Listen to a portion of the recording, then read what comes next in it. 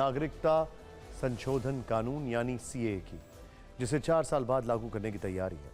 मोदी सरकार नागरिकता संशोधन कानून 2019 यानी सीएए को लोकसभा चुनाव से पहले लागू कर सकती है।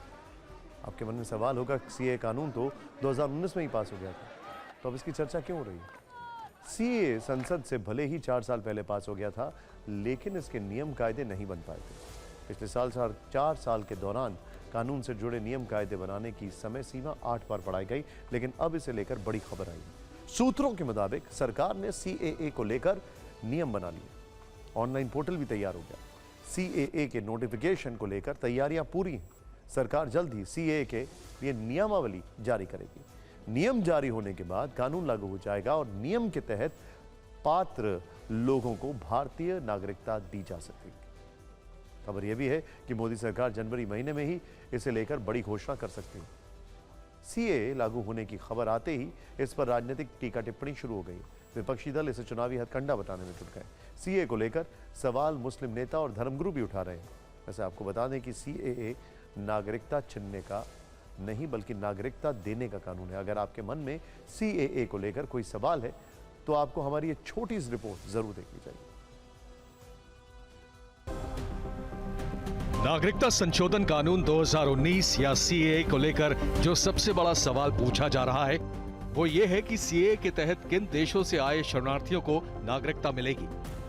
कानून के तहत सिर्फ 3 देश पाकिस्तान, अफगानिस्तान और बांग्लादेश से धार्मिक आधार पर प्रताड़ित होकर निकले लोगों को नागरिकता मिलेगी। दूसरा सवाल है कि किन लोगों को नागरिकता मिलेगी।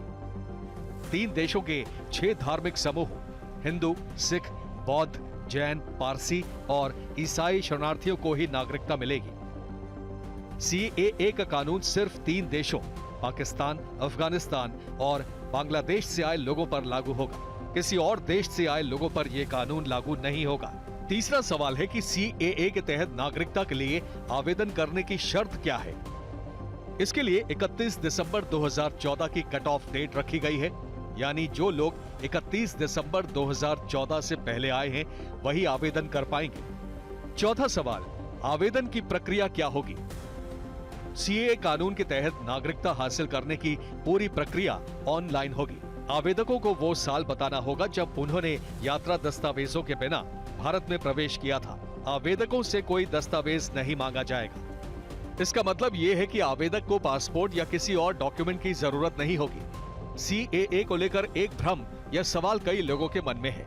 सवाल ये है कि क्या सीएए का असर भारतीय नागरिकों पर भी होगा।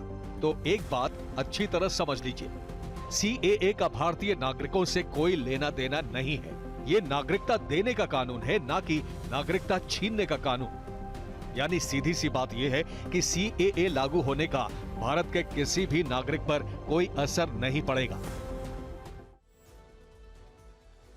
सुना आपने, ये नागरिकता लेने का नहीं, नागरिकता देने का कानून है। नागरिकता संशोधन कानून 2019 को संसद ने 11 दिसंबर 2019 को पास किया। तब सीएए को लेकर देश भर में जबरदस्त प्रदर्शन हुए थे।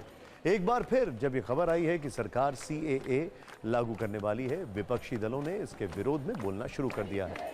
किस तरह से सीएए को लेकर राजनीतिक बयानबाजी शुरू हुई है, खुद देखें।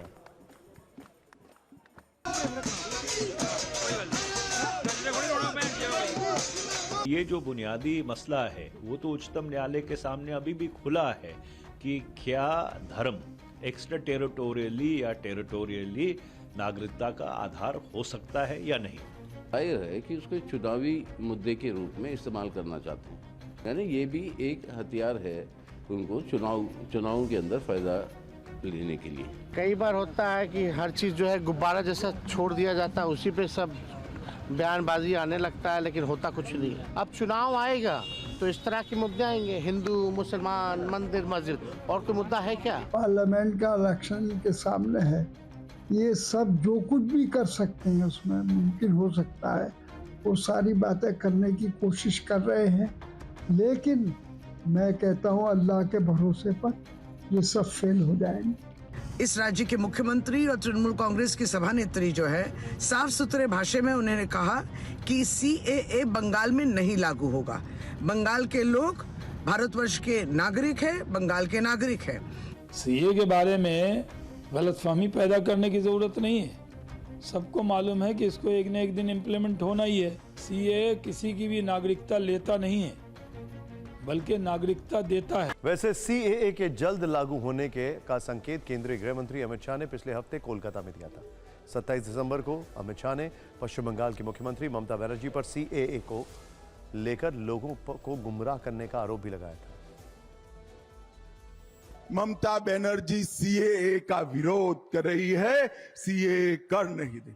मगर मैं आज इस सभा में कहकर जाता हूं, ममता दीदी, सीएए देश का कानून है, इसको कोई रोक नहीं सकता और हम सीएए को लागू कर रहेंगे।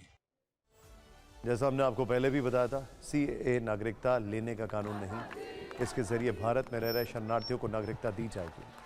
लेकिन इसके बावजूद कई भ्रम हैं, सवाल हैं, जिसकी वजह से लोग सीएए कानून का विरोध कर रहे हैं। सीएए को लेकर खड़े किए जा रहे सवालों का सच क्या है और भ्रम क्या है, आपको बताते हैं। कई लोगों को ये भ्रम है कि सीएए नागरिकता छीनने का कानून है, पर हकीकत यह है कि नागरिकता संशोधन कानून से किसी की भी नागरिकता नहीं ली जाएगी। लोगों में भ्रम यह है कि भारत से कुछ विशेष वर्ग के लोगों को निकाल दिया जाएगा, लेकिन सच ये नहीं है। सच ये है कि इस कानून के जरिए 3 देशों से आए अल्पसंख्यकों को नागरिकता मिलेगी। इसी तरह एक भ्रम यह है कि सीएए कानून देश से मुसलमानों को निकालने की साजिश है, लेकिन सच्चाई यह है कि असल में सीएए के जरिए गैर मुस्लिम अल्पसंख्यक शरणार्थियों को नागरिकता मिलेगी। दिसंबर 2019 में जब मोदी सरकार ने सीएए का कानून बनाया था, तब इसके विरोध में सबसे बड़ा प्रदर्शन दिल्ली के शाहीन बाग में हुआ था। लगातार 101 दिन तक प्रदर्शनकारी सड़कों पर बैठे रहे। अब 4 साल बाद जब सरकार इस कानून को लागू करने की तैयारी में है, तो शाहीन बाग में फिर से सीएए की चर्चा शुरू हो गई है। हमारे संवाददाता सुमंत कुमार आज शाहीन बाग गए, वहां के लोगों से सीएए को लेकर बातचीत की। क्या कहा, इस रिपोर्ट में देखिए।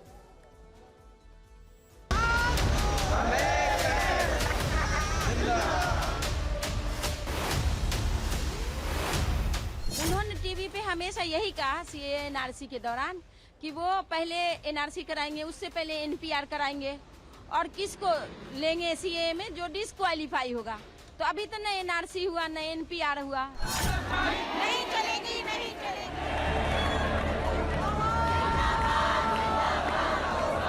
सीएए को लेके है कि गरीब लोग कहाँ जाएंगे, उनको तो कुछ पता ही नहीं है कि हम कहाँ पैदा हुए, कहाँ है। कोई तो रोड पे पैदा हुआ, तो कहाँ से लाएगा सर्टिफिकेट। सरकार बना के हम लोग को दे, उसके बाद आए हम पर चढ़ाई करे तो चलेगा। ऐसे थोड़े चलता है। हम लोग पहले भी बैठे हैं, आज भी बैठेंगे। अगर सरकार ऐसा करेगी तो फिर हम लोग फिर चढ़ाई करेंगे। कानून के विरोध में आप लोग बैठी थी, इतने लंबे समय तक प्रोटेस्ट किया था, वो कानून सरकार फिर से लेके आ रही है। बैठेंगे तो बैठेंगे हम भी। फिर बैठ जाएंगी धरने पे? हाँ, जैसे पहले बैठे थी। पहले बैठे थे ऐसे ही बैठ जाएंगे। तो डर नहीं लग रहा है?